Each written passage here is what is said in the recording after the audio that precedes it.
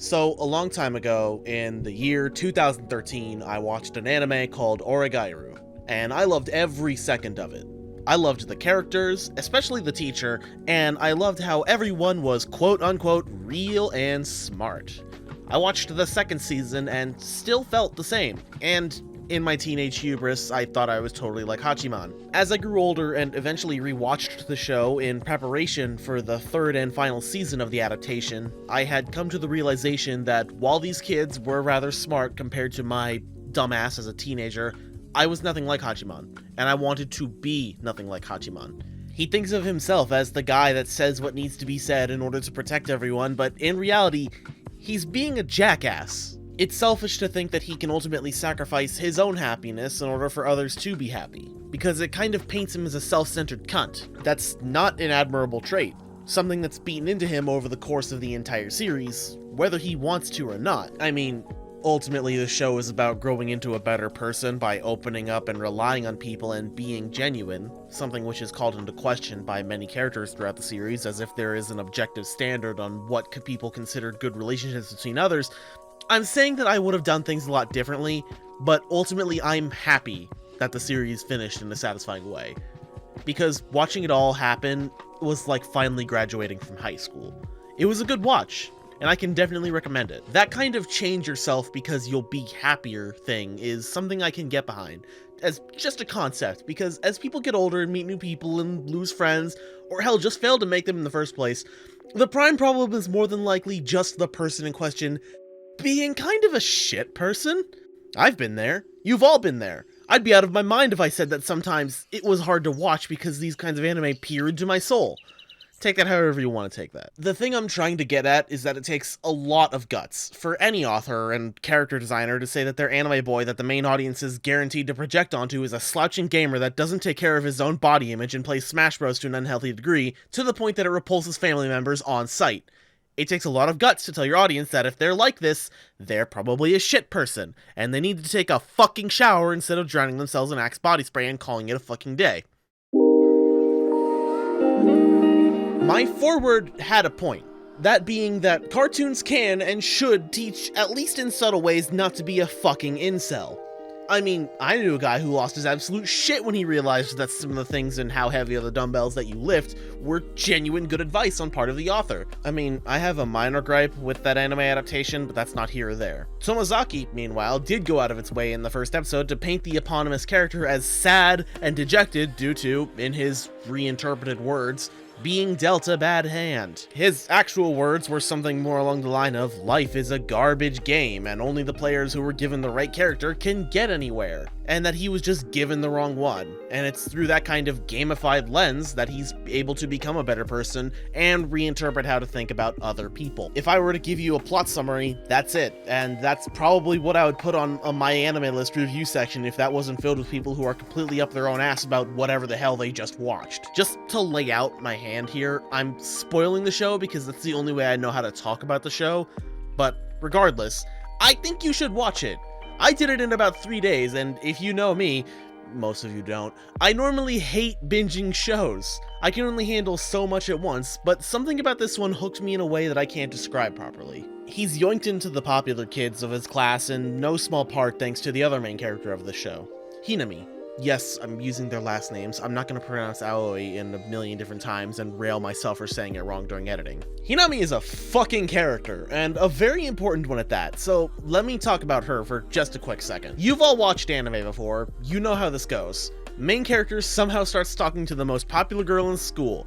Said girl is smart, she's pretty, puts effort into her appearance every day, is top of the class, top of the track team in this case, is well liked, and for some godforsaken reason she has a connection with the main character that even they don't know. That being that in this show, they're both really good at Smash Bros. Yes, it's called Attack Families in this show, but you know exactly what it is. The thing is, none of her friends know about it, and it seems like a common thread in all of these fucking shows. You see it everywhere about people, usually the girls for some reason, having the secret identity as total greasy gamers because girls don't play video games, I guess. It's not as bad in Tomozaki, the show, because Hinami is very much two-faced in the show, but not to anyone's detriment. Like, she's not a total bitch to some people and completely sweet to others. It's more like she's an ambivert that puts on the outgoing side for others, but turns that off and goes normal, exhausted from having to be in nice to people mode for one guy that she may or may not be interested in. When it comes to the anime, she doesn't feel strongly for anyone, one way or another, and honestly, I'm happy that that's a thing. As much as I want to say that I know where a relationship is going to go from the beginning,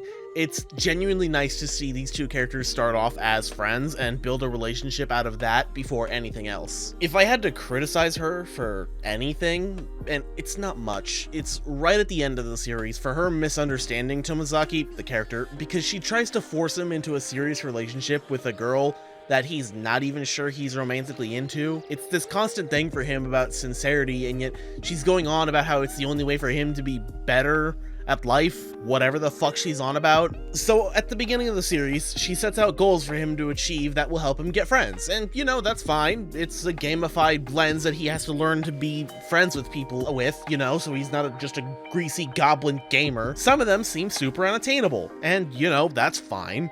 That's part of the challenge in the game, and since Hinami is using gamified logic in order to teach social lessons, it works! Hell, even the one about him getting a girlfriend by the end of his 3rd year of high school isn't super out of the park. It's her insistence that he goes out with the one girl who has a vested romantic interest in him. Fuka, here, likes Tomozaki, the character, for basically no reason.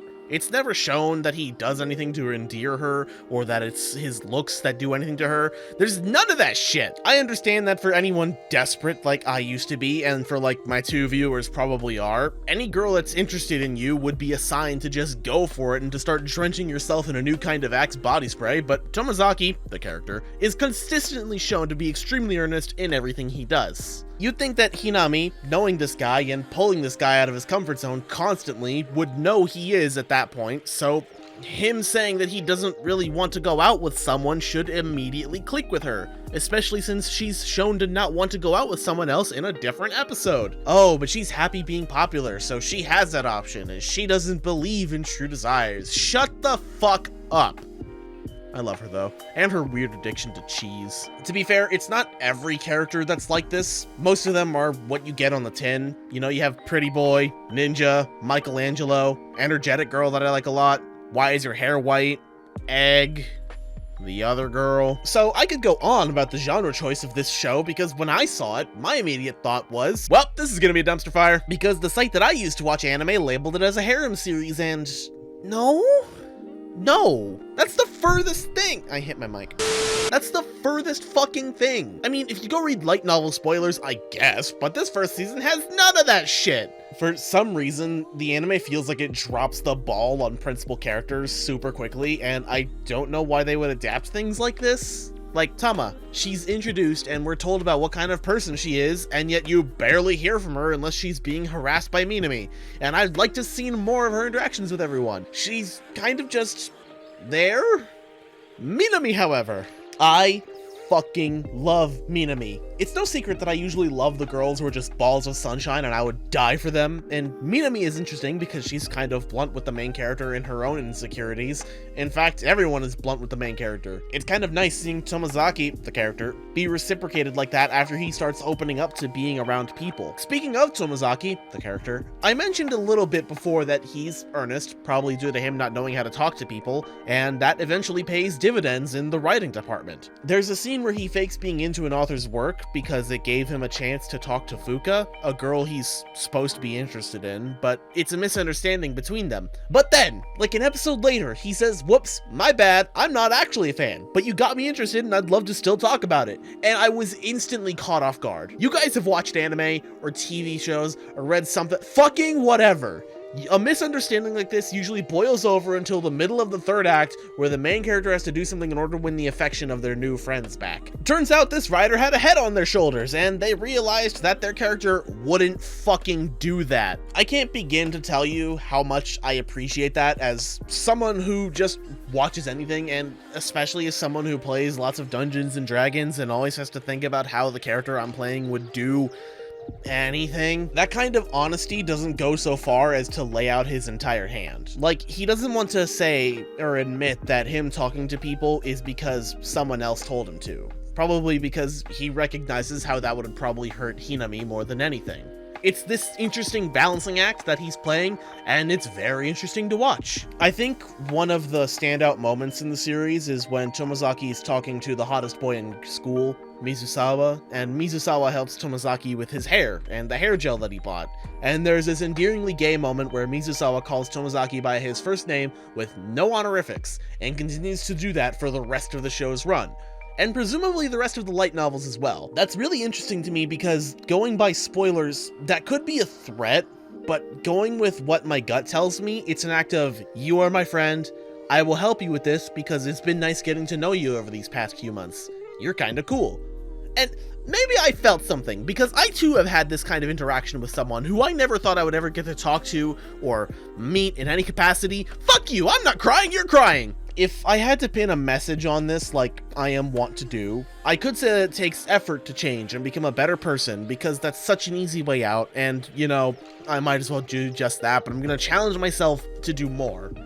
Because the other part of the effort thing isn't just appearance and pushing yourself out of your social comfort box, which is a metaphor for sitting in the comfy depression pit. It's realizing that you had that comfort box for a reason. And you can't just cut the box open at the sides, you have to open it at the flaps. And that sometimes opening it there means you have to be honest with yourself and others about what makes you uncomfortable and what you actually want. You should watch Bottom Tier character Tomozaki. Thanks for watching.